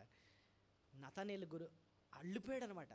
చూడండి, ప్రభు మాట్లాడినప్పుడు ఎలా ఉంటుందంటే, మీరు వచ్చి చూడని ఎవరన్నా మందిరం తీసుకొచ్చారు, వాళ్ళు కూర్చుంటారు, వాళ్ళకి ఎలా ఉంటుంది తెలుసా? ఇదేంటి బాబు, ఏదో నాకు చెప్తున్నట్టుగా ఉంది, ఆ మాటలు ఏదో నాతో మాట్లాడినట్టు ఉంది, నా కోసమే చెప్తున్నారేమో ఉంటుంది. ఇది ఎలా జరుగుతుంది చెప్పండి?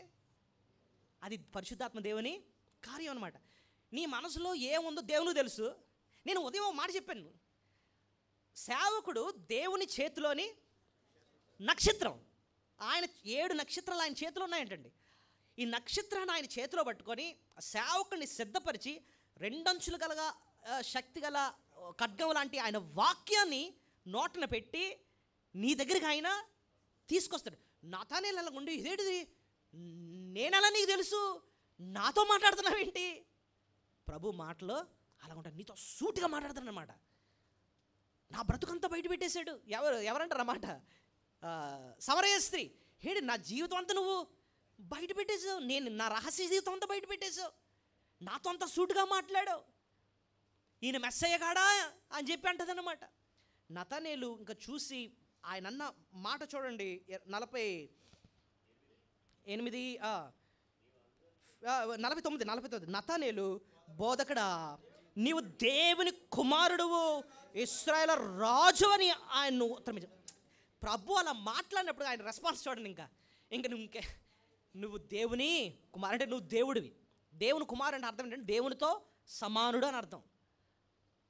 తండ్రి అయిన దేవునితో సమానుడు నువ్వు దేవుడు, నువ్వు లోకానికి అడుగు పెట్టిన దేవుడు, నువ్వు రారాజు. నువ్వు వచ్చి ప్రభు ఒక్క మాట మాట్లాడేటప్పుడు ఒప్పేసుకున్నాడు అనమాట, ఈయన నిజమైన దేవుడు. సో ప్రభు మాట్లాడితే అలా ఉంటుంది అనమాట. హృదయాలు ఏమవుతాయి? మారి ఒప్పుకుంటారనమాట. ఇది మనిషి జ్ఞానం కాదు, కానీ ఇది ఎవరి జ్ఞానం చెప్పండి? దేవుని జ్ఞానం. దేవుడు నీతో వ్యక్తిగతంగా సూటిగా ఏం చేస్తాడు? మాట్లాడతాడు.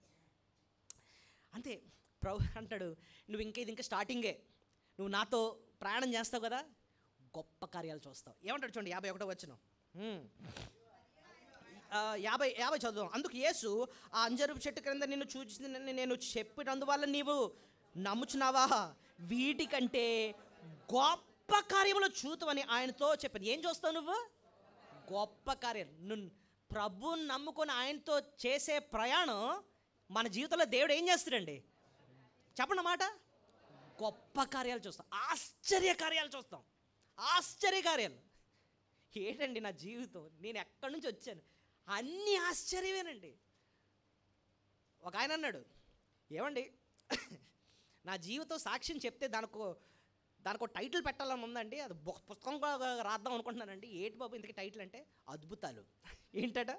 అద్భుతాలు. ఎందుకంటే నా జీవితంలో ప్రభు చేసినవన్నీ కూడా అద్భుతాలే. నాకు అంత టాలెంట్ లేదు, అంత మాటకారితనం లేదు, అసలు ఎలా బతుకుతాను రా బాబు అనుకునేవాడిని. నేను నా స్టేజ్, నా స్థితి చూస్తూ ఉంటే, వెనక్కి చూస్తుంటే ఎలా వచ్చేసాను రా ఇంత దూరం అంటే, అది కేవలం ఏంటి? అద్భుతాలు, లేదా దేవుడు చేసిన గొప్ప కార్యం. శారీరకంగా కాదు, ఆత్మీయంగా మన బ్రతుకులనే మారుస్తాడండి. ఇంకోటి అద్భుతాలు, అతి శ్రేష్టమైన అద్భుతం ఏంటంటే మన బ్రతుకులు మార్చడమే అద్భుతం అని 51వ వచనంలో దేవుడు ఒక విషయాన్ని జ్ఞాపకం చేస్తాడు చూడండి. మరియు ఆయన, మీరు ఆకాశము తెరువబడుటయు దేవుని దూతలు మనుష్య కుమారుని పైగా ఎక్కుటయు దిగుటయు చూతురని మీతో నిశ్చయముగా చెప్పుచున్నాను. ఆడ ఫిలిప్పు నతనయేలుతో ఇద్దరితో చెప్తున్నాను అనమాట. ఇంకా ఆ గొప్ప కార్యాల్లో ఏంటంటే ఆకాశం ఏమవుతుంది? ఇంకా తెరవబడుతుంది. దేవుని దూతలు మనిషి కుమారుని పైన ఏమవుతారట? ఎక్కుతూ దిగుతారు. అంటే అర్థం ఏంటంటే ఒక ఇంటరాక్షన్ జరుగుతుంది. భూమి మీదేమో అక్కడ మనిషి కుమారుడు ఉన్నాడు, ఆయనతో పాటు శిష్యులు చూస్తూ ఉంటారు. ఆయనేమో తండ్రి అయిన దేవునితో మాట్లాడుతూ ఉంటాడు, ఆయన విజ్ఞాపన చేస్తుంటాడు, ఆయన ఆధారపడుతూ ఉంటాడు. ఒక గొప్ప ఆశ్చర్య కార్యాలు మీరు చూస్తూ ఉంటారు. ఒక మాటలో చెప్పాలంటే భూమికి ఆకాశానికి, భూమి మీద ఉన్న మనుషు కుమారుడికి ఆకాశం మీద ఉన్న తండ్రి అయిన దేవునికి మధ్యన ఏం జరుగుతుంది?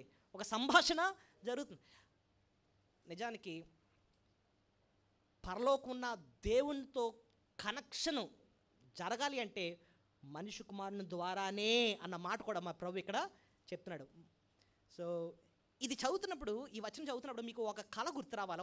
ఆయనకు ఒక కళ వచ్చింది. ఏది? యాకోబు ఆయన పడుకున్నప్పుడు దేవుడు ఒక నిచ్చెన చూపించాడు. ఆ నిచ్చెన యువతలో కొనేమో భూమి మీద ఉంది, అవతల కొనేమో ఆకాశం మీద ఉంది. దాని మీద దేవదూతలు ఎక్కుతున్నారు, దిగుతున్నారు. అదే మాట ఇక్కడ అంటున్నాడు అన్నమాట ప్రభు. పరలోకం చేరాలంటే ఏకైక మార్గం నేనే, మనిషి కుమారుని.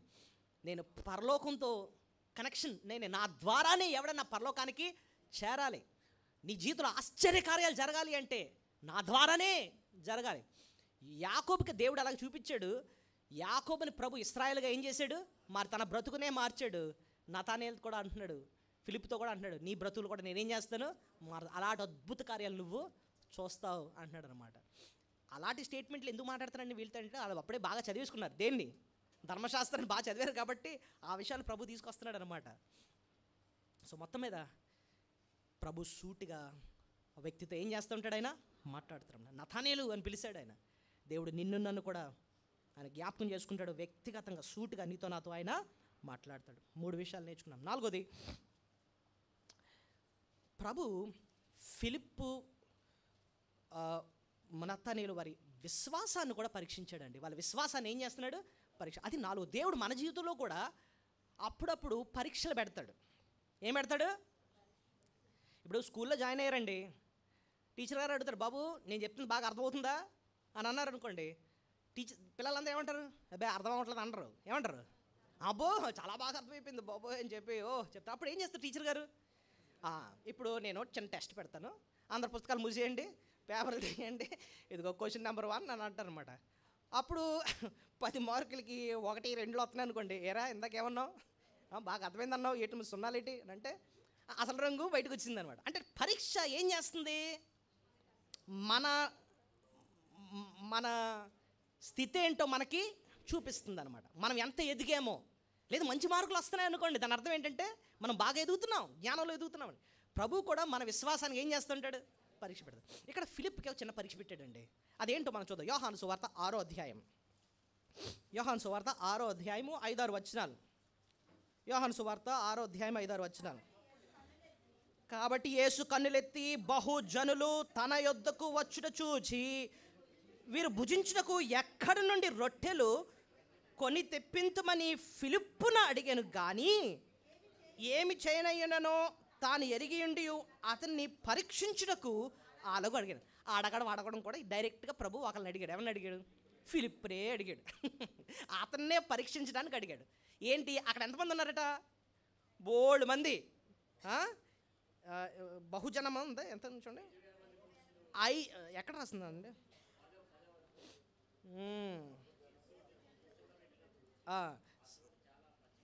సో వాట్ ఎవర్, అక్కడేమో చాలామంది జనసమూహం ఉన్నారు. అక్కడ 5వ వచనంలో అంటున్నాడు, కాబట్టి యేసు కన్నులెత్తి బహు జనసమూహం ఉన్నారు, జనులు ఉన్నారు అక్కడ చూచి, వీరికి భుజించుటకు ఎక్కడి నుండి రొట్టెలు తెప్పించడం. ఒకే క్వశ్చన్, ఇంతమంది ఉన్నారు, వీళ్ళకి భోజనం పెట్టాలి, ఎక్కడి నుంచి తీసుకురావాలని చెప్పి ఫిలిప్ని అడిగాడు. ఫిలిప్పు సాధారణంగా అంటే ఏమి జవాబు ఇవ్వాలి చెప్పండి, ఒక్క మాటలో చెప్పాలి చెప్పండి, మీరైతే ఏం చెప్తారు, మామూలుగా కదా అంటారా, ఎక్కడి నుంచి తీసుకురావాలి అంటే ఏమంటాం, ప్రభు నువ్వు ఉన్నావు కదా నాయనా, నువ్వు చేస్తావు కదా నాయనా, నువ్వు ఎలా పెడతావు చేస్తావు అని అనాలి. ఎందుకు యోహాను సువార్త 2వ అధ్యాయంలో ప్రభు ఏం చేశాడు, 2వ అధ్యాయంలో ఏం చేశాడు, కానా పెండ్లి విందులో ఏం చేశాడండి, నీటిని ద్రాక్షారసంగా చేసి ఆయన మహిమ ఏంటో వాళ్ళకి చూపించాడు. ఇప్పుడు 6వ అధ్యాయంకి వచ్చాడు. 6వ అధ్యాయంకి వచ్చినప్పుడు ప్రభు ఇప్పుడు టెస్ట్ పెడుతున్నాడు అనమాట. ఏంటి, ఇప్పుడు వీళ్ళకి భోజనం లేదు, భోజనం ఎలా ఫిలిప్పు అని అంటే, ఫిలిప్పు ఇచ్చిన జవాబు ఏంటో తెలుసా, ఇవ్వాల్సిన జవాబు ఏంటో, ప్రభు 2వ అధ్యాయంలో అంటే ఆ ముందే నువ్వేం చేసావు, కానా విందులో నీ మహిమ ఏంటో నువ్వు చూపించావు నాయన, ఎక్కడ కూడా నీ మహిమతో నువ్వు చేస్తావు నాయన, నీ మీద మాకు విశ్వాసం, ఏవి లేకపోయినా నువ్వు అద్భుత కార్యం చేయగలవు నువ్వు అని అనాల్సింది. మనోడు ఇచ్చిన జవాబు ఏంటో తెలుసా, ఇప్పుడు చూడండి, ఈ తెలివితేటలు ఇక్కడ చూపిస్తాడు చూడండి. 7వ వచనం, అందుకు ఫిలిప్పు వారిలో ప్రతి ఒక్కడును కొంచెము పుచ్చుకున్నట్టుకైనను 200 దేనారములు రొట్టెలు చాలవని. 200 దేనారాలు అంటే కింద 2 సంఖ్య ఏముంది, ఒక దేనారము ఇంచుమించు ₹1 కావచ్చు. సో మొత్తం మీద ఆయన ఏదో లెక్కలేసి 200 దేనారములు రొట్టెలు అయినా సరే మనకి చాలవు. ఆయన శిష్యుల్లో ఒక్కడు ఆయన సీమోను పేతురు సహోదరుడు ఆంద్రియా, సో వాట్ ఎవర్ వదిలేండి. సో మొత్తం మీద ఈయన ఇచ్చిన జవాబు ఏంటి చెప్పండి, ఈయన తెలివితేటలు చూపిస్తున్నాడు. అక్కడ ఏమంటున్నాడు, మన దగ్గర ఇంత క్యాష్ ఉంది, 200 దేనారాలు ఉన్నాయి, దీంతో పెట్టి మనం రొట్టెలు కొన్నా, ఒకవేళ అందరూ కొంచెం తిన్నారు అంటే అర్థం ఏంటి, ఒక రొట్టె తిన్నారు అందరూ కొంచెం కాచుకున్నా, ఒక్కొక్క మొక్క వేసుకొని తిన్నా అయినా కూడా చాలు. అంటే ఈయన చూసేది ఏంటి చెప్పండి, ప్రభువుని తప్ప అన్నీ చూస్తున్నాడు. ఏంటేంటి చూస్తున్నాడు, డబ్బులు, ఆడన్న మనుషులు, తనకున్న తెలివితేటలు లెక్కలేస్తున్నాడు కూర్చొని అక్కడ. మనకున్న డబ్బులకి ఏం చేయలేము, అది అవ్వదు ఇది అవ్వదు అని చెప్పి అన్నాడు. స్వబుద్ధిని ఆధారం చేసుకుంటున్నాడు. చెప్పండి, అదే అర్థమవుతుంది అక్కడ. ఆయన చూడకుండా నీ తెలివితేటలను ఉపయోగించడం, నీ స్వబుద్ధినే నువ్వు ఆధారము చేసుకున్నాడు. పరీక్షలో ఫెయిల్ అయ్యాడు అనమాట.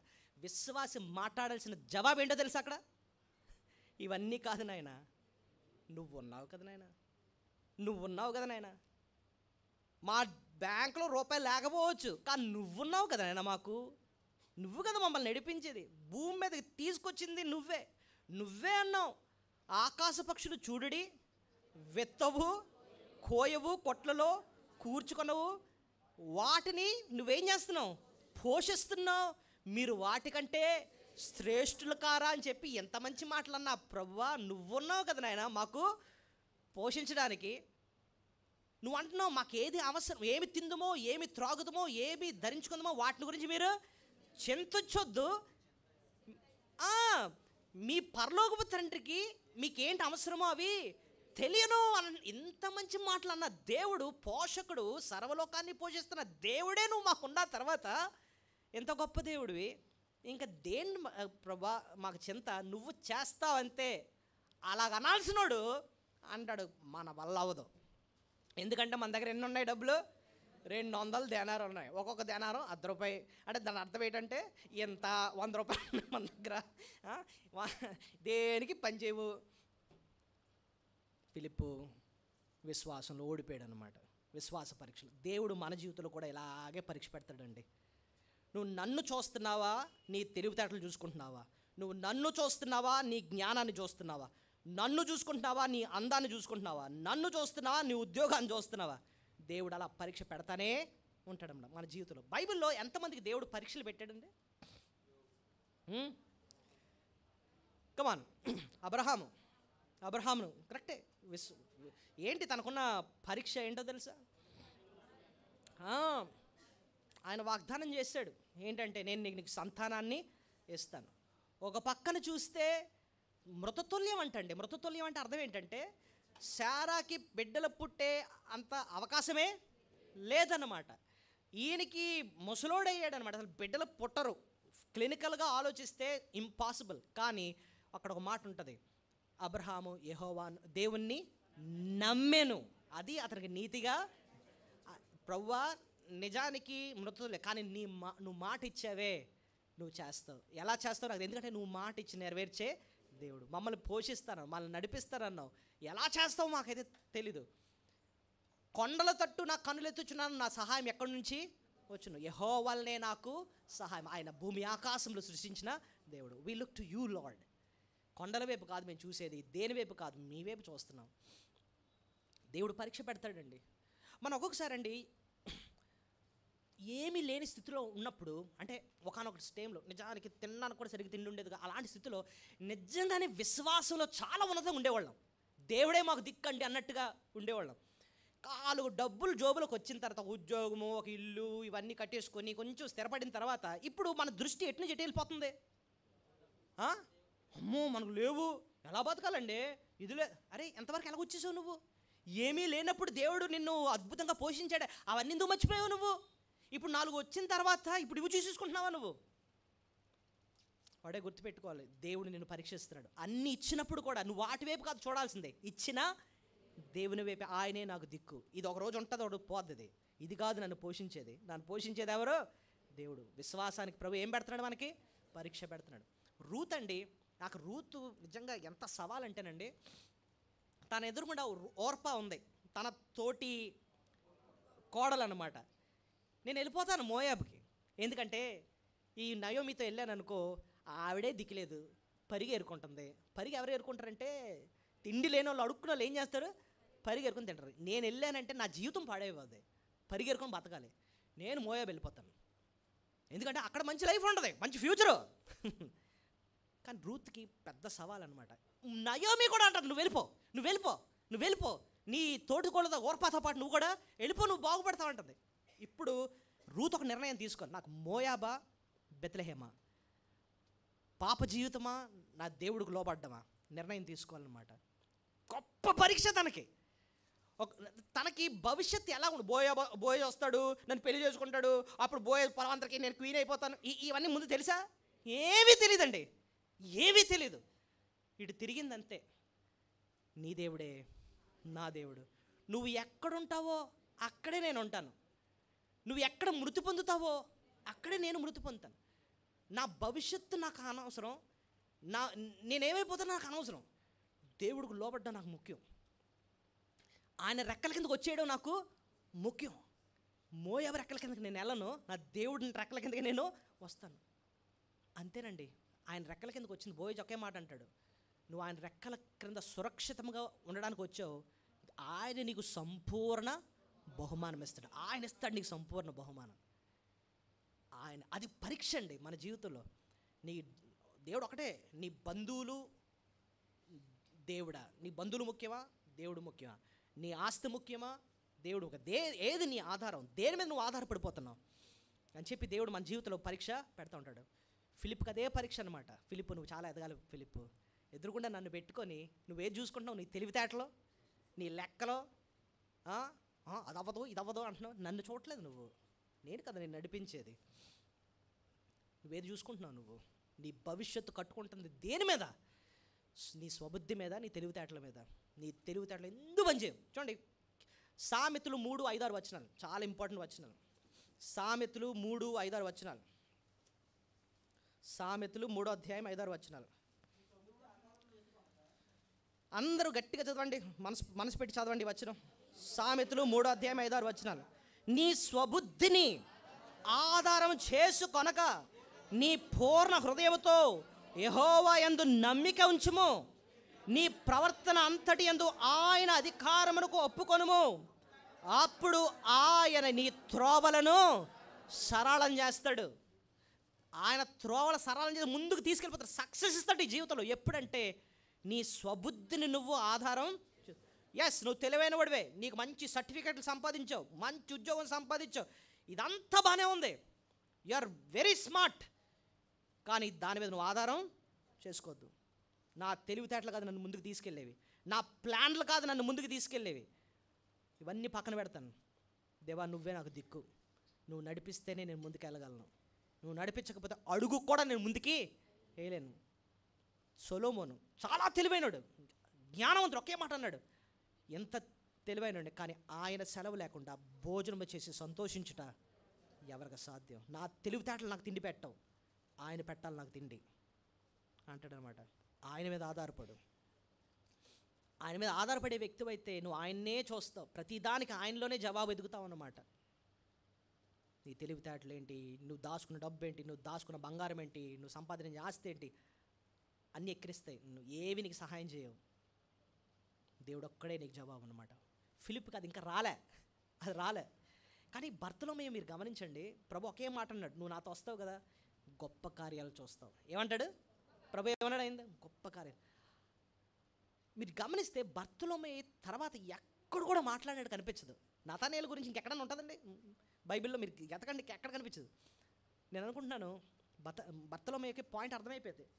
ఏ సమస్య వచ్చినా నేను ఇంక నోరెత్తాను, ఎందుకంటే గొప్ప కార్యాలు చేసి ముందుకు తీసుకెళ్ళిపోయి నా ప్రభు నాకు ఉన్నాడు, ఆయన తీసుకెళ్తాడు అంతే. అదే విశ్వాసం, అంతే. ఇంకెందుకు మాట్లాడడం? ఎందుకు? సందేహాలు ఉన్నవాడే మాట్లాడతాడు, ఎలాగా ఎలాగా ఎలాగా అని గెంతుతాడు. నాకు ఇంకేం సందేహం లేదు, ఆయన ఉన్నాడు, గొప్ప కార్యాలు చేసుకుని నేర్పిస్తాను అన్నాడు కదా, ఆయన తీసుకెళ్తాడు అంతే. ఎలా తీసుకెళ్తాడు. ఫిలిప్ మాత్రం ఇంకా ఎదగాలన్నమాట, చాలా ఎదగాలి. మనం ఫిలిప్లాగా ఇంకా ఆ స్థితిలో ఉన్నామా, లేకపోతే బర్తలోమేయులాగా ప్రభు ఉన్నాడండి, గొప్ప కార్యాలు చేసుకుని ముందు తీసుకెళ్తాడండి అనే నిశ్చింతగా మనము ఉన్నామా పరీక్షించుకోవాలి. ఓకే, చాలా విలువైన పాయింట్. ఎన్ని విషయాలు నేర్చుకున్నామండి? 4 గొప్ప విషయాలు. ఓకే, 2 పాయింట్లు ఉన్నాయి, క్లుప్తంగా చెప్తాను. అంటే ఈ 2 వదిలేస్తే సబ్జెక్ట్ కంప్లీట్ అవ్వదు, అందుకోసం కొంచెం మనసు ఓపిక పెట్టండి. 5వది ఏంటంటేనండి, ప్రభు ఫిలిప్ పట్ల చాలా సహనాన్ని చూపించాడు. ప్రేమతోనే చాలా సహనాన్ని చూపించాడు. సహనం, ఆ మాట గుర్తుపెట్టుకోండి. ఏంటండి, ఒక వ్యక్తి పట్ల ప్రేమ ఉన్నప్పుడు మనం ఏం చూపిస్తాం? సహనం చూపిస్తాం, ఓర్చుకుంటాం అనమాట. ఫిలిప్ పట్ల సహనం చూపించాడని ఎలా అర్థమైందండి మీకు అని అంటే, యోహాను సువార్త 14వ అధ్యాయంలో ఫిలిప్ ఒక చాలా చిరాకైన మాట మాట్లాడతాడండి ప్రభు దగ్గర. ఓకే, అదేంటో నేను చూపిస్తాను. యోహాను సువార్త 13వ అధ్యాయంలోనూ చాలా ప్రేమ గురించి మాట్లాడతారు. 13వ అధ్యాయంలో అంతం వరకు ఆయన ఏం చేశాడంటే వారిని ప్రేమించాడు. చూడండి 13:1 ఏముంటుంది? లోకంలో ఉన్న తన వారిని ప్రేమించి వారిని అంతము మట్టుకు వారిని ఏం చేశాడు? ప్రేమించాడు. ప్రభు శిష్యుల్ని ఏం చేశాడు? ప్రేమించాడు. 14వ అధ్యాయంలో ఏం జరిగిందంటేనండి, ప్రభు శిష్యులతో మాట్లాడుతున్నాడు, మీరు కలవరపడకండి, దేవుని నా యందు విశ్వాసం ఉంచండి, ఇవన్నీ చెప్పాడు. పరలోకంలో స్థలం సిద్ధపరుస్తున్నాను, నేను వచ్చి మిమ్మల్ని అక్కడ ఉండడానికి మిమ్మల్ని తీసుకుని వెళ్తాను, అన్ని విషయాలు చెప్తున్నాడు. అంతా బాగానే ఉంది. ఇదంతా విన్న తర్వాత ఫిలిప్పు ఒక క్వశ్చన్ అడుగుతాడు. ఏంటో క్వశ్చన్ మీరు చూడండి, 14:7 8. అప్పుడు ఫిలిప్పు, ప్రభువా, తండ్రిని మాకు కనబర్చమని మాకు అంతే చాలని ఆయనతో చెప్పగా, యేసు, ఫిలిప్పు, నేను ఇంతకాలం మీ వద్ద ఉండినను నీవు నన్ను ఎరుగవా? నన్ను చూచినవాడు తండ్రిని చూచున్నాడు గనుక తండ్రిని మాకు కనుపరచమని అలా చెప్పుచున్నావు. చూడండి, ఫిలిప్పు ఎన్ని సంవత్సరాలు ఇప్పటికీ ప్రభుతో ఉన్నాడు చెప్పండి. ఇది ఎండింగ్ వచ్చింది. ఎండింగ్ అంటే ఇంకా 15వ అధ్యాయం 16వ అధ్యాయంలో ఇంకా ప్రభుని సిలివేస్తారన్నమాట. ఆల్మోస్ట్ 3.5 years ఎవరితో ఉన్నాడు? ప్రభుతో ఉన్నాడు. ప్రభు వాక్యాలు విన్నాడు, ప్రభు అద్భుతాలు చూశాడు, ప్రభు చాలా చోట్ల చెప్పాడు. ఏంటంటే తండ్రిని ఎవరు చూడలేదు, తండ్రి రొమ్మునున్న కుమారుడే ఆయన ఏం చేశాడు? బయలుపరిచాడు. అదే యోహాను 1:18 ఏమంటాడు ప్రభు? తండ్రి రొమ్మునున్న అద్వితీయ కుమారుడే ఆయన ఏం చేశాడు? బయలుపరి. చూడండి, ఎవడు ఎప్పుడైనాను దేవుని చూడాలి అంటే తండ్రి అయిన దేవుని చూడలేదు, తండ్రి రొమ్మునున్న అద్వితీయ కుమారుడే ఆయనను. అంటే అర్థం ఏంటి? నన్ను చూస్తే తండ్రిని చూసినట్టే. ఆ తండ్రిలో ఉన్న దైవ లక్షణాలన్నీ నాలో ఉన్నాయి. నేను అదృశ్య దేవుని యొక్క స్వరూపిని. ఇవన్నీ చెప్పుకుని ఎన్ని సంవత్సరాలు? 3.5 సంవత్సరాలు చెప్పిన తర్వాత లాస్ట్కి వచ్చిన తర్వాత అంటాడు, ప్రభా మాకు తండ్రిని ఒకసారి చూపించు అని అన్నాడు అన్నమాట. అంటే అర్థం ఏంటి? ఈ 3.5 సంవత్సరాలు చెప్పింది ఆయనకి బుర్రకే ఎక్కలేదన్నమాట. ఓకే, ఇప్పుడు యేసుప్రభుకి ఎంత వాక్యం చెప్పిన తర్వాత వినకుండా ఇలాంటి క్వశ్చన్లు వేస్తే మామూలుగా నీకు నాకైతే ఏమొస్తుంది చెప్పండి? క్లాసులో గంట పాఠం చెప్పిన తర్వాత స్టూడెంట్ ఏదో ఆలోచించుకొని అన్ని బేసిక్ క్వశ్చన్లను అడుగుతున్నాడు అనుకోండి, టీచర్కి మండుతుంది. మరి చెప్పినప్పుడు ఏం చేసావు నువ్వు అంటాడు, అంతేనా? కానీ ప్రభు చాలా సహనంతో మాట్లాడతాడు. ఇక్కడ ఆయనకు అర్థం కాలేదని అర్థమైంది. ప్రభు, ఫిలిప్పు, ఇంతకాలం నీకు చెప్పాను కదా, ఏమన్నాడు చూడండి ఆ మాటల్లో. ప్రభు, ఫిలిప్పు, నేను అంతకాలం అంటే 3.5 సంవత్సరాలు మీ యొద్ద ఉండినను నేను నన్ను ఎరుగవా? ఇంకా నీకు అర్థం కాలేదు నేను ఎవరినో? నన్ను చూచినవాడు తండ్రి చూచున్నాడు. నన్ను చూసావంటే నువ్వు ఎవరిని చూస్తున్నట్టు? తండ్రితో సమానుని. నేను తండ్రితో సమానుని. నన్ను చూసావంటే నువ్వు తండ్రిని చూస్తున్నట్టే. అదృశ్య దేవుని యొక్క రూపంగా ఈ లోకానికి నేను వచ్చాను. నా మాటల ద్వారా చెప్పాను, నా క్రియల ద్వారా చెప్పాను, నన్ను దగ్గరుండి నువ్వు నన్ను చూసావు. మళ్ళీ ఏంటి తండ్రిని చూపించమంటున్నాను? నీకు బుర్రకు ఎక్కలేదు అనుకో నేను ఎంత చెప్తుంటేనే. అక్కడేమో యూదులేమో నమ్మనోళ్ళేమో ఆయన మీద రాళ్ళు ఎత్తారు. సొంత శిష్యుడైన ఫిలిప్ ఏమో నాకు ఇంకా అర్థం కాలేదు, తండ్రిని మాకు చూపించు అంటున్నాడు. అంటే ఇలాంటి మాటలు అన్నందుకు ప్రభుకి ఏం రావాలి తెలుసా? విసుగు రావాలి, కోపం రావాలి అసలు. కానీ ఆ ముందే అంటున్నాడు, అంతం వరకు వారిని ఏం చేశాడు? ప్రేమించాడు. ఆ ప్రేమతోనే ఫిలిప్పు ఎంత మందమద్దల్లా ఉన్నప్పటికీ కూడా ఏం చేస్తాడు? సహించుకుంటున్నాడు. నాతో కలిసి ప్రార్థన చేయండి అంటాడు. తర్వాత వాళ్ళేమో నిద్రపోతూ ఉంటారు. అయినా వారి ఏడలు కూడా ఎంతో ఆత్మసిద్ధమే కానీ శరీరము బలహీనం అని చెప్పి ఎంతో సహనాన్ని ప్రభు చూపిస్తాడు. ఇక్కడ మనకు ప్రభులో కనిపించే ఒక లక్షణం ఏంటంటేనండి, మన ఏడలో కూడా ఆయన ఎంతో సహనాన్ని చూపిస్తున్నాడు. వాళ్ళకి 3.5 సంవత్సరాలు కాదు, మనకు 30 సంవత్సరాల నుంచి వాక్యం చెప్పిస్తున్నా కూడా మనం ఒక్కొక్కసారి మారట్లే. అయినా మన ఏడలో ఏం చూపిస్తున్నాడండి ఆయన? ఎంతో సహనం, ఎంతో సహనం, ఎంతో సహనం. మారతాడు, ఇంకా మారతాడని చెప్పి ఆ సహనం చూపిస్తున్నాడు కదా. అసలు దాన్ని బట్టే మనం దేవుని ఎంతో స్తుతులు చెల్లించాలి. మనం మారట్లే ఇంకా చాలా స్లోగా. ఈయన బర్తలోమయో ఏమో స్టార్టింగ్లోనే అలా ప్రశ్నించినాడు. ప్రభు దగ్గరకు వచ్చి నతనేలుని పిలిచి 2 మాటలు అనేటప్పటికి, నువ్వు దేవుని కుమారుడు, ఇశ్రాయేలుకు నువ్వెవరు? నువ్వు రాజు తక్కువని చెప్పాడు.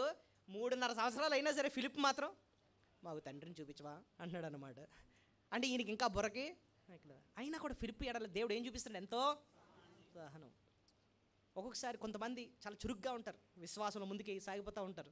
కొంత మాత్రం ఇంకా స్లోగా ఉంటారు. కానీ ప్రభు వారి ఏడలో కూడా ఏం చూపిస్తున్నాడు? సహనం. వారంటే ఎవరో కాదండి, మనమే. ప్రభువా, నువ్వు ఎంత వాక్యం చెప్పిస్తున్నావు, ఒక్కొక్కసారి నేను పూర్తిగా విధేయత నేను చూపించట్లే, అయినా నా ఏడలో నువ్వేం చూపిస్తున్నావు? సహనం చూపిస్తున్నావు. నేను మారే వరకు అలా ఎంతో ఓర్పు కలిగి ఉంటున్నావు నాయన. అందుబట్టి నీకెంతో స్తోత్రాలను చెప్పి దేవుని ఎంతో మన స్తుతులు చెల్లి. దేవునికే కానీ ఆ సహనం లేకపోయి ఉంటే అంత వాక్యం చెప్పించిన తర్వాత లోబడలేదని చెప్పి అసలు భయంకరంగా శిక్షించాలి మనల్ని. అసలు ఇంకా శిక్షించట్లే, ఎంత అవకాశం ఇస్తున్నాడు. ఎందుకంటే మన ఎడల ఆయన ఏం చూపిస్తున్నాడు? సహనం. సహనం. ప్రభులో నాకు నచ్చే ఒక లక్షణం ఏంటంటే అండి, దీర్ఘ శాంతం. ఏంటండి? నీ మీద నా మీద ఏం చూపిస్తున్నాడు ఆయన? దీర్ఘ లాంగ్ సఫరింగ్ అంటారు.